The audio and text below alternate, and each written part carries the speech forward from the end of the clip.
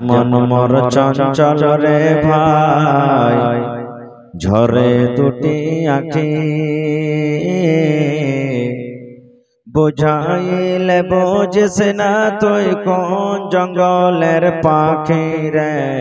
আজ মন মর চঞ্চল রে, আজ মন মর চঞ্চল রে ভাই, ঝরে দুটি আঁখি, বুঝাইলে বুঝিস না তুই কোন জঙ্গলের পাখি রে। আজ মন মর চঞ্চল রে। বৈরের পাতা গরম পানি তে মন্তকে গোসল করাবে, গরম পানি বৈরের পাতায় মন্তকে গোসল করাবে। গোসল করাইয়া মন্তকে কাফন পরাবে রে। আজ মন মর চঞ্চল রে, কাফন পরাইয়া মন্তর জানাজা পড়িবে, কাফন পরাইয়া মন্তর জানাজা পড়িবে। জানাজা পড়িয়া মন্তকে দফন করিবে রে। আজ মন মর চঞ্চল রে, মা কান্দিবে বেটার বেটা, বোন কান্দিবে ভাই। মা কান্দিবে বেটার বেটা, বোন কান্দিবে ভাই। ঘরের বেবে সেও তো কাঁদবে, আর তো উপায় নাই রে। আজ মন মর চঞ্চল রে,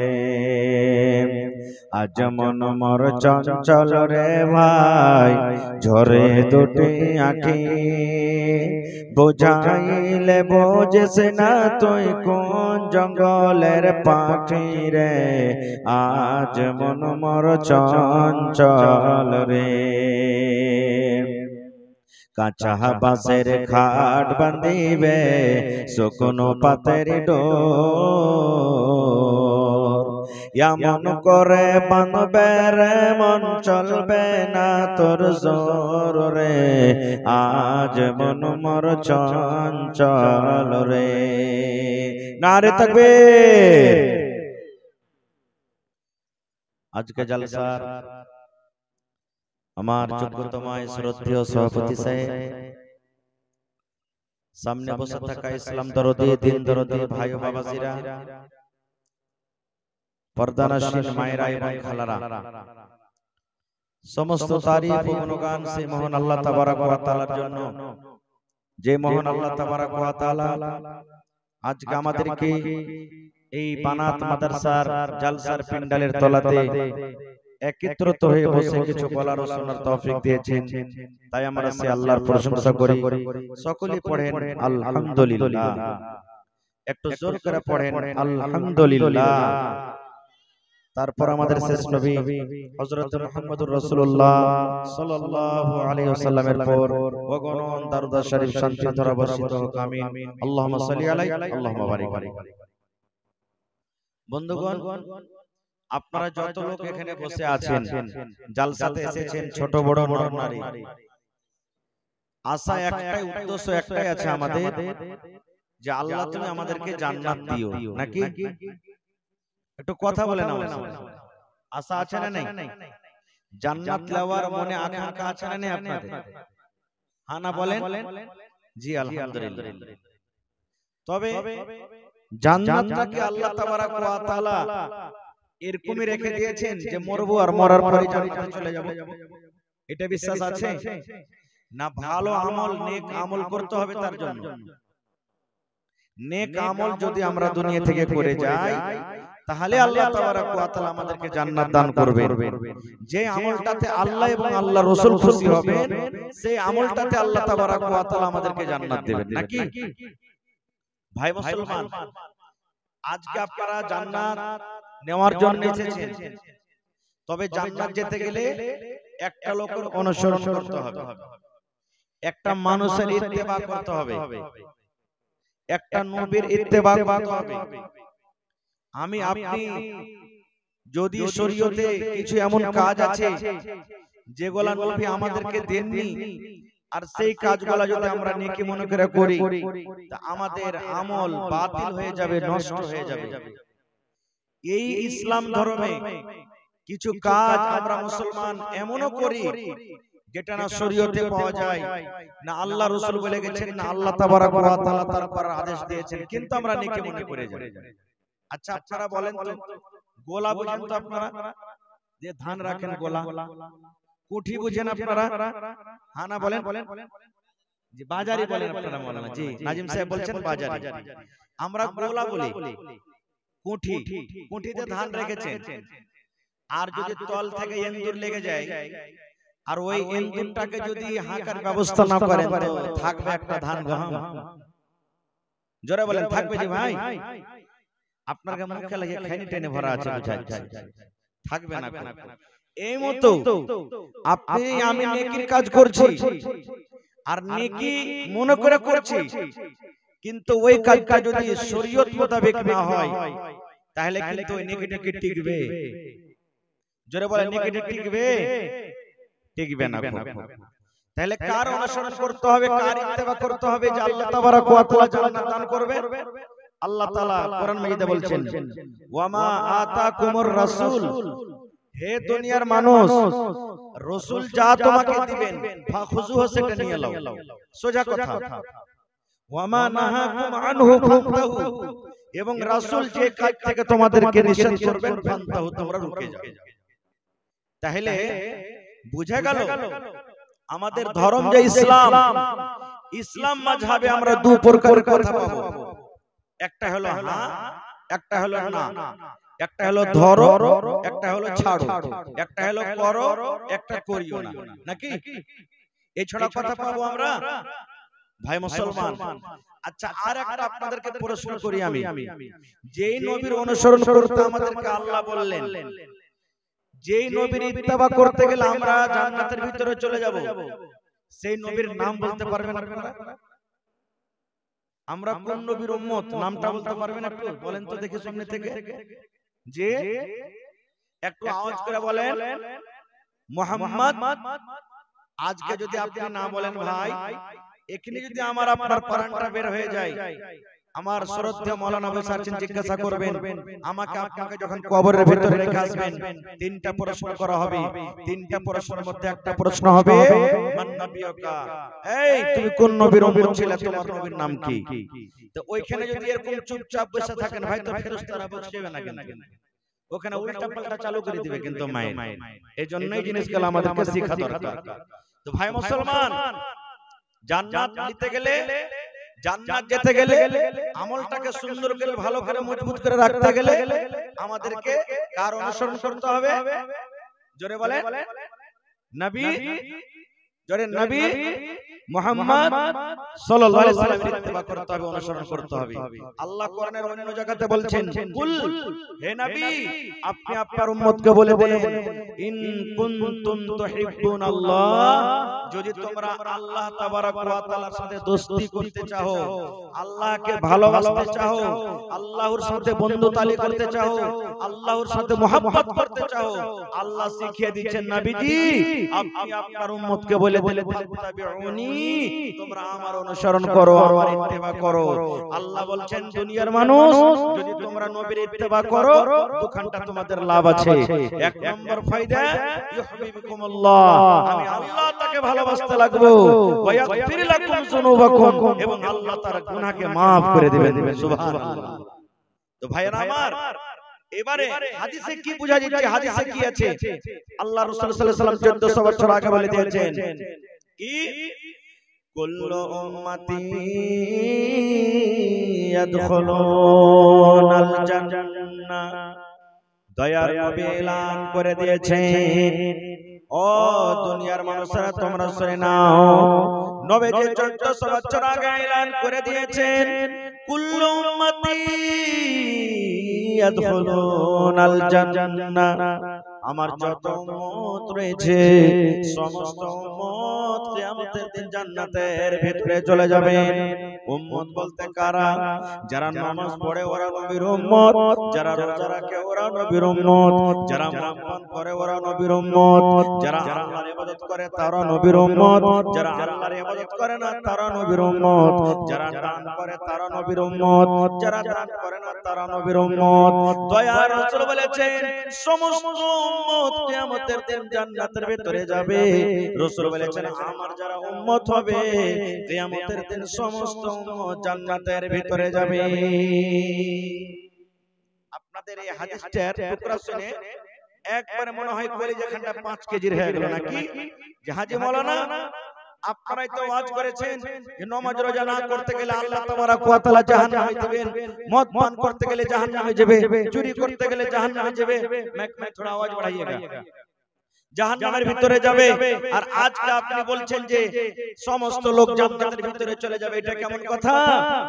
এরে আমার ভাইরা মুসলমান শুনেন, নবী প্রথম কথা বলে দিলেন সমস্ত উম্মত আমার জান্নাতের ভিতরে চলে যাবে ইল্লা মান আবা।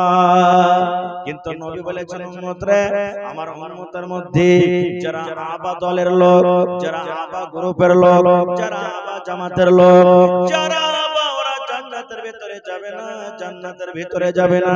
নবী বলেছেন সমস্ত লোক জান্নাতের ভিতরে চলে যাবে, কিন্তু যারা আবা ওরা জান্নাতের ভিতরে যাবে না। আবা যারা ওরা জান্নাতে যাবে না, যারা আবা ওরা জান্নাতের ভিতরে যাবে না। আবা ওরা জান্নাতে যাবে না, সব লোক জান্নাতে যাবে কিন্তু আবা যাবে না। আপনাদের মনে মনে এটা প্রশ্ন যাচ্ছে হাজী মাওলানা আবা কাকে বলে, আবা কোন লোকেরাকে বলে নাকি?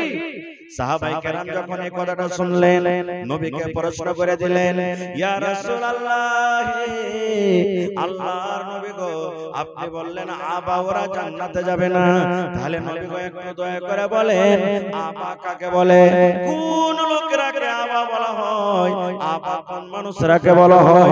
যে লোকেরা জান্নাতের ভিতরে যাবে না ওরাকে আবা বলা হয়েছে। কেমন করে জানবো এই লোকগুলো আবা এরা জান্নাতের ভিতরে যাবে না? দয়ার নবী এলান করে দিলেন মান আতানি দাখালাল জান্নাহ ওয়া মান আসানি ফাকাদ আবা। দয়ার নবী বলে দিলেন যে আমার অনুসরণ করবে, আমার ইত্তেবা করবে, যে আমার কথা মতো জীবনটাকে কাটবে তারা হলো আমার উম্মত, ওরা জান্নাতের ভিতরে যাবে। আর যে মুসলমানেরা যে আমার উম্মতের মধ্যে নিজের মন মতন জীবনটাকে কাটবে, নিজের মন মতন জমিনের উপরে চলবে, নিজের মন মতন উঠা বসা করবে, নিজের মন মতন ইবাদত বান্দাগি করবে, ওরা জান্নাতের ভিতরে যাবে না রে, এরাই হলো আবা। নবী বললেন উম্মতরি যারা নিজের মন মতন নিজের জীবনটাকে কাটবে, যারা নিজের মন মতন চলাফেরা করবে, যারা নিজের মন মতন খাবে পরবে, ওরা হলো আবা, ওরা জান্নাতের ভিতরে যাবে না, জান্নাতের ভিতরে যাবে না। তাহলে হাদিস থেকে আমরা বুঝতে পারলাম কি জান্নাত যেতে গেলে নবীর অনুসরণ করতে হবে। আর যারা নবীর ইত্তেবা করবে না, নবীর কথা মতো জীবনটাকে কাটবে না, এরা হলো আবা ইনকার করনে ওয়ালা, এরা জান্নাতের ভিতরে কিয়ামতের দিন যাবে না। আরেকটু আগে চলেন, আজকে আমরা আমল করছি কিন্তু আমল করতে গিয়ে আমরা দেখি না যে কাজটা শরীয়তে জায়েজ আছে কি না জায়েজ আছে।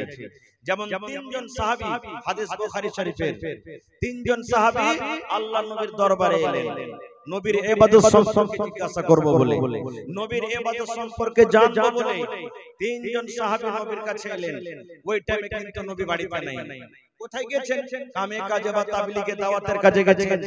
এবার তিনজন সাহাবী বাড়িতে ঢুকলেন, আসসালামু আলাইকুম ওয়া রাহমাতুল্লাহ। উত্তর এলো ওয়া আলাইকুম আসসালাম ওয়া রাহমাতুল্লাহ, কি খবর? তো মা আয়েশা রাদিয়াল্লাহু তাআলা আনহা আল্লাহ নবীর একজন স্ত্রী, উনি বাড়িতে আছেন। তো তিনজন সাহাবী বলছেন নবী বাড়িতে নেই। তো মা আয়েশা বলছেন না নবী বাড়িতে নেই। কোথায় গেছেন? দাওয়াতের কামে তাবলীগের কামে গেছেন, কি খবর বলো? তো তিনজন সাহাবী বলছেন যে উম্মাহাতুল মুমিনিন আমরা নবীর ইবাদত সম্পর্কে একটু জানতে এসেছিলাম, আমরা যে নবী কোন টাইমে কখন ইবাদত করছেন, নবী যে কোন টাইমে কখন ঘুমাচ্ছেন, নবী যে কোন টাইমে কখন ইবাদত করছেন, ইবাদত সম্পর্কে আমরা জানতে এসেছি। এবার তাদের কথা শুনে মা আয়েশা রাদিয়াল্লাহু তাআলা আনহা বললেন যে নবীজি এই টাইমে ঘুমাইছেন, নবীজি এতদিন রোজা রাখছেন, নবীজি এই টাইমে তেলাওয়াত করছেন, নবীজি এই টাইমে নামাজ পড়ছেন, নবীজি এই টাইমে খানা খাইছেন, যা যা নবী করতেন সব বলে দিলেন। এবার তিনজন সাহাবীকে শুনে কম মনে হয়েছে, আল্লাহর নবী ও যদি একটু কম করে তাও চলবে, আমরা হলাম পাপী গুনাহগার মানুষ, আমরাকে বেশি বেশি করতে হবে, না করতে গেলে আল্লাহর জান্নাত যেতে পারবো না। তো বেশি কি করতে হবে?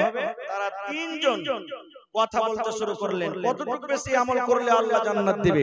তারা তিনজনে এক অপরকে বলাবলি করছে, আর মা আয়েশা আল্লাহর নবীর স্ত্রী কিন্তু শুনছেন। তিনজনের মধ্যে একজন কি বলছেন জানেন? রে আমার ভাই, আল্লাহর কসম করে বলি ভাই রে, জীবনে কোনদিন আমি রোজা ছাড়ব না। এক মাস আল্লাহ তাআলা রোজা ফরজ করেছেন, এক মাস তো রোজা রাখবো, আরো 11 মাস যে বাঁচলো, 11 মাসের ভিতরে জীবনে রোজা ছাড়ব না।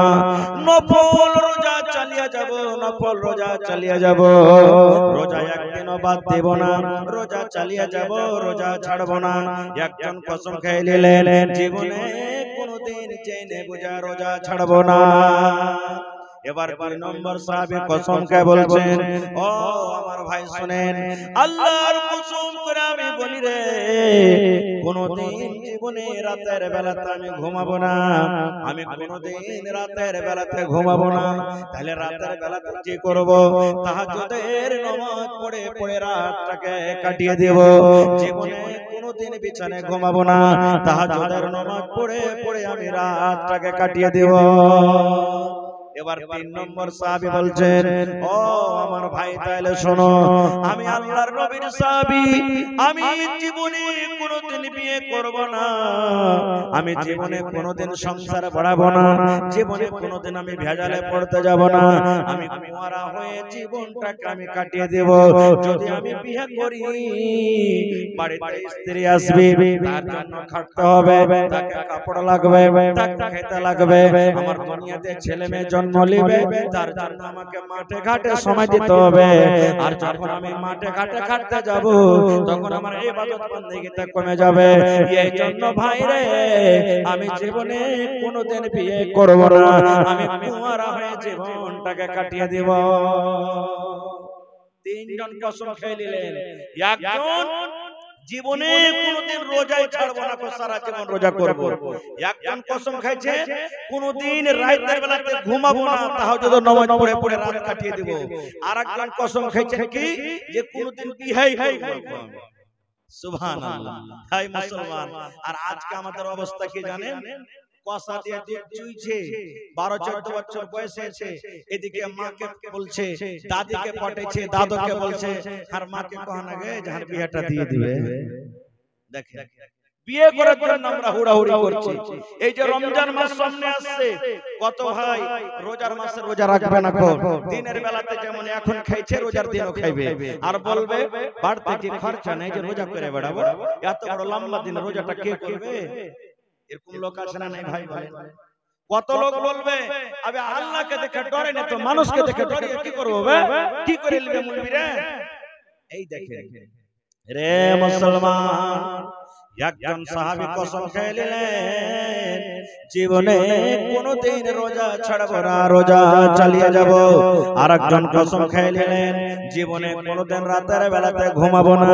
আরেকজন কসম খেয়ে নিলেন, জীবনে কোনদিন বিয়ে করব না। এই কথাগুলো বলে ওরা বাড়ির দিকে রওনা হয়েছে। ইতিমধ্যে নবী বাড়িতে ঢুকে গেছে। নবীজি বাড়িতে ঢোকার পর এবার বিবিকে বলছেন, লোকগুলা কে ছিল গো? কে লোকগুলা কি বলছিল? এবার মা আয়েশা বলছে, নবীজি আপনার এই সম্পর্কে ওরা জানতে এসেছিল, আর আমি তাদের আপনার ব্যাপারে তারাকে বললাম, তো শুনে অল্প মনে হলো, তখন তারাকে ভালো লাগলো না, তো তিনজনের মধ্যে এরকম কসম খেয়ে গেল। একজনা বলছে যে নবী অল্প করছে চলবে, আমরা গুনাহগার পাপী, আমাদেরকে কম করে চলবে না গো। একজনা কসম খেয়ে বলছে কোনদিন রোজা ছাড়বো না, আরেকজন কসম খেয়ে বলছে জীবনে কোনদিন রাতে শুধবো না, আরেকজন কসম খেয়ে বলছে যে কোনদিন বিয়ে করব না। যেমন কথাটা বলা, নবীর চোখ গলা একবারে বেদনা দানার মতন লাল হয়ে গেল।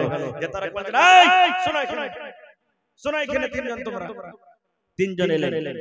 এবার দয়ার রাসূল বললেন, বাবারা তোমরা নাকি তিনজনে তিন রকমের কথা বলেছো, তিন প্রকারের তোমরা কথা বলেছো।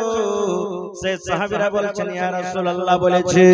দয়ার নবী বললেন, বাবারা তোমরা আল্লাহকে দেখে যতক্ষণ ডরাও, আমি নবী তোমাদের থেকে বেশি আল্লাহকে দেখে ডরাই। তোমরা জাহান্নামকে দেখে যতক্ষণ ভয় করো, তোমাদের থেকে আমি নবী আল্লাহকে দেখে বেশি ভয় করি। আমার সাহাবীরা শুনে নাও, আমি নবী তোমরা বলেছো বিয়ে করব না, বিয়ে করব না, কুঁয়ারা হয়ে মরে যাব। আমার সাহাবীরা শুনে নাও, আমি নবী রে, আমার বাড়িতে দেখো 11টা স্ত্রী আমার বাড়িতে আছে, 11 জন মেয়েকে বিয়ে করেছি। ও আমার সাহাবী শুনে নাও, তোমরা বলো জীবনে কোনদিন রাতের বেলাতে ঘুমাবো না। আমি নবী কখন রাতের বেলাতে ঘুমাই আর কখন আল্লাহ রাব্বুল আলামিনের ইবাদত করি। আমি কিছুক্ষণ রাতের বেলাতে ঘুমাই, আমি বিবির কাছে সময় দেই, আমার বিবির কাছে আমি আরাম করি, আর মাঝে মাঝে আমি ফাঁকে আমি মসজিদে গিয়ে আল্লাহর ইবাদত করি। ও আমার সাহাবী শুনে নাও, তুমি বলো জীবনে কোনদিন আমি রোজা ছাড়ব না, রোজা চালিয়ে যাব। আমি নবী আল্লাহকে দেখে ডরাই, আল্লাহকে দেখে যতক্ষণ ভয় করে তোমরা করো না, এই জন্য আমি নবী রোজা রাখি আর মাঝে মাঝে আমি ছেড়ে দিই। এবার নবী বলছেন কি, আমার উম্মতরা তোমরা শুনে নাও, ফামান রাগিবা আন সুন্নতি ফালাইসা মিন্নি। আমি নবী আমার তরিকা মতো যদি তোমরা আমল না করো, আমি নবী আমি যেভাবে তোমাকে চলতে বলবো সেইভাবে যদি তোমরা না চলো, আমার সুন্নাতটাকে তোমরা যদি না মানো, ফালাইসা মিন্নি, তোমরা আমার উম্মত হতে পারো না রে, আমার উম্মত হতে পারো না।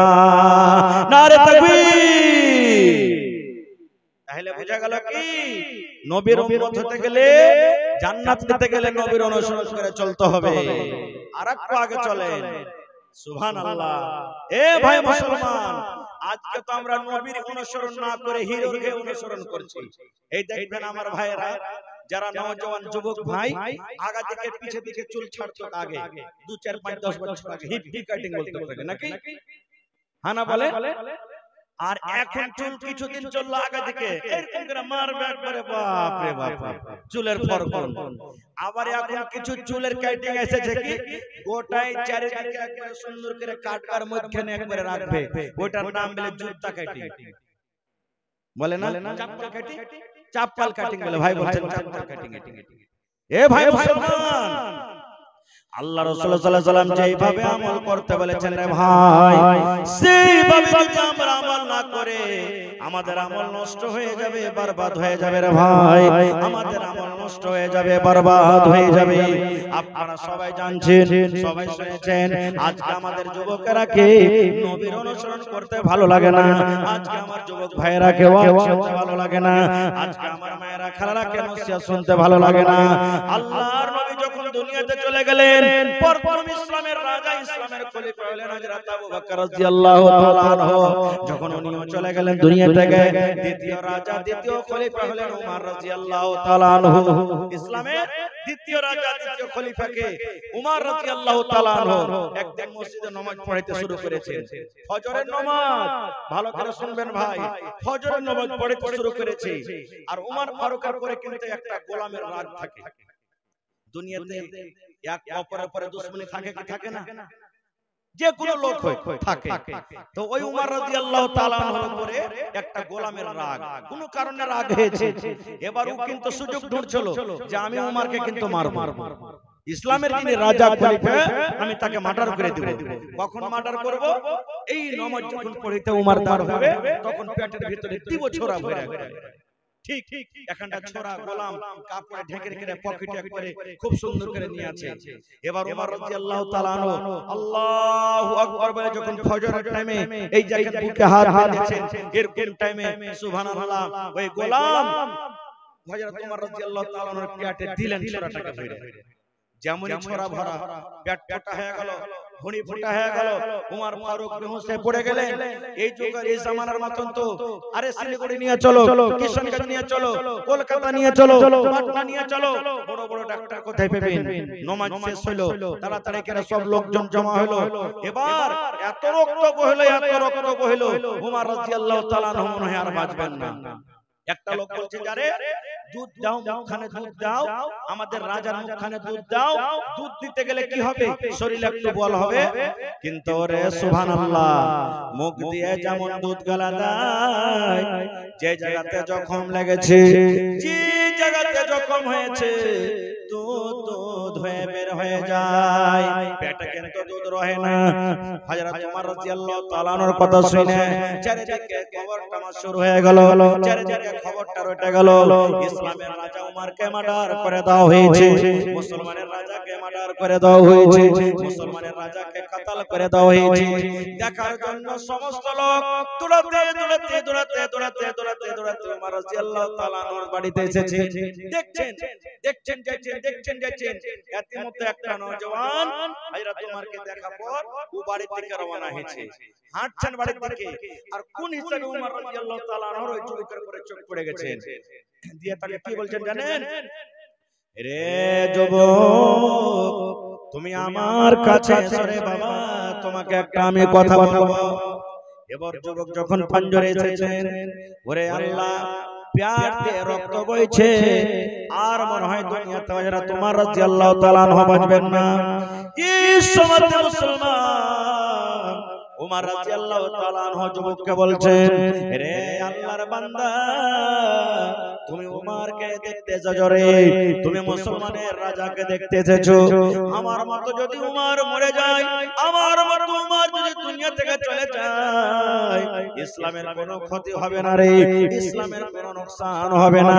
কিন্তু আল্লাহর বান্দা, যদি তুমি নবীর একটা কথা না মানো, নবীর যদি একটা কথা না মানো, নবী যদি একটা সুন্নাতের তুমি খেলাফ করে দাও, যদি তুমি নবীর একটা কথা না মেনে চলো রে, ইসলামের অনেক ক্ষতি হয়ে যাবে রে যুবক, অনেক ক্ষতি হয়ে যাবে। এই জন্য যুবক রে, তুমি আমাকে দেখতে এসেছো, আমার মত উমর যদি মরে যায়, ইসলামের কোনো ক্ষতি হবে না, কিন্তু নবীর একটা কথা না মানা হয়, অনেক ক্ষতি হয়ে যাবে। এই কথাটা শোনার পর যুবক বলছেন, আমিরুল মুমিনিন, আপনি কি বলতে চাইছেন আমাকে? আমি কি ভুল করলাম?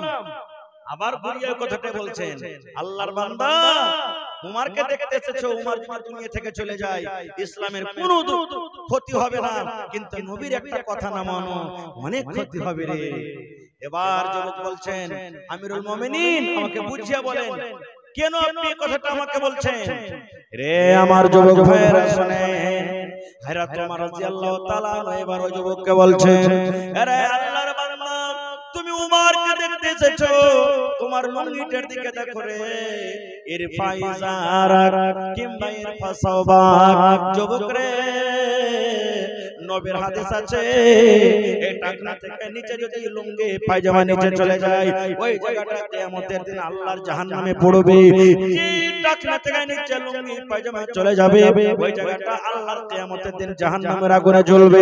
এই জন্য যুবক রে, তুমি লুঙ্গিটাকে উঁচা করে পরো, তুমি এই টাকনা থেকে লুঙ্গি পায়জামাটাকে উঠিয়ে নাও। যদি তুমি টাকনা থেকে উঁচা করে লুঙ্গি পরো রে যুবক, নবীর কথা মানা হবে, ইসলামের কথা মানা হবে, নবীর তরিকা মতন জীবনটা কাটা হবে রে, একটা নবীর হাদিসের প্রতি আমল হবে, আল্লাহ এবং আল্লাহ রাসূল রাজি হয়ে যাবেন।